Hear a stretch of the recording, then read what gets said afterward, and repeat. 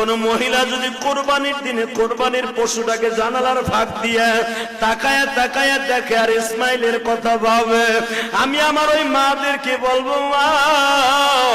হাজেরা সন্তানদের সাজাইয়া স্বামীর হাতে জবাই দিতে দিছে, আর তোমার স্বামীর হাতে যখন পশুটা জবাই দিয়ে তেল মালিশ করে দিবা, এই পশুটাই দিয়া বলবে, ও জাতির পিতা ইব্রাহিম, সুন্নাত আবিকুম ইব্রাহিম, তোমার সুন্নাত আদায় করতে যাই মহিলাই গরুটারে খৈল ভুসি খাওয়াইছে, এই মহিলা গরম পানি করে দিয়ে আদর করে দিছে,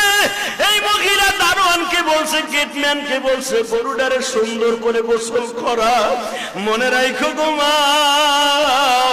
এই জন্যই দেখবেন গরু কিনবেন আপনি, গরুটার তদারকি দিয়ে দিবেন আপনার বিবির আন্ডারে। আপনার বিবি যদি এই গরুটারে তেল মালিশ করে দেয়, গরম পানি করিয়ে দেয়, একটু আদর করে দেয়,